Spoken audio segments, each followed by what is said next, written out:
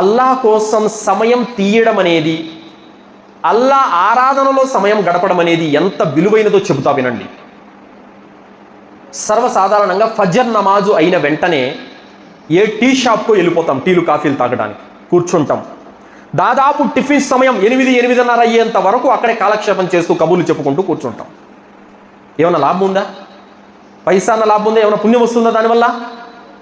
అదే ఫజర్ నమాజు అయిపోయిన తర్వాత ఎక్కడైతే నువ్వు ఫజర్ నమాజు చదువుకున్నావో అదే స్థలంలో కూర్చొని జిక్ర్ చేసుకుంటూ, తస్బీహ్ చదువుకుంటూ ఇష్రాకు వక్తు వరకు, అంటే కేవలం ఒక అర్ధగంట సమయం తీసి నువ్వు తస్బీహ్ జిక్ర్ చేసుకుంటూ ఉంటే కనుక ఇష్రాకు వక్తు అయిన తర్వాత 2 రకాతుల నమాజ్ చదువుకుంటే హజ్ ఉమ్రా చేసినంత పుణ్యం నీకు లభిస్తుంది.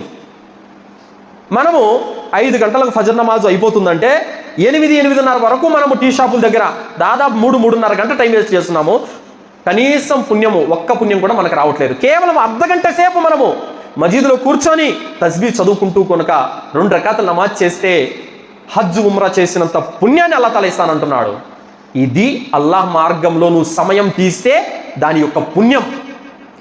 1 గంట సమయం మార్కెట్లోనూ పోతుంది, ఫోన్ చూసుకుంటా పోతుంది, ఎలా అయినా పోతుంది. అదే గంట నువ్వు అల్లాహ్ కోసం ఖర్చు పెడితే అది పరలోకానికి ఉపయోగపడుతుంది. కావున సోదరులారా, సమయాన్ని వృధా చేయకూడదు. ఎందుకంటే చాలామంది ఈరోజు చాయ్ కాఫీల దగ్గర సమయాన్ని వృధా చేస్తున్నారు, మొబైల్ ఫోన్లలో గేమ్స్ ఆడుకుంటూ సమయాన్ని వృధా చేస్తున్నారు, సినిమాలు సీరియళ్ళు చూసుకుంటూ సమయాన్ని వృధా చేస్తున్నారు. అలాగే టైంపాస్ కోసమని అలా బజార్లలో తిరిగేసే వాళ్ళు ఉన్నారు. ఏమండి, మీరు టైంపాస్ కోసం వచ్చారా ఈ లోకానికి? వమా ఖలఖతుల్ జిన్న వల్ ఇన్స ఇల్లా లియఅబుదూన్, నేను మానవులను పుట్టించిందే నన్ను ఆరాధించడానికి, అందు నిమిత్తమే నేను భూలోకానికి పంపానని అల్లాహ్ తాలా చెప్పాడు కదా. టైం పాస్ చేయడానికి అని వచ్చింది భూలోకానికి కాదు.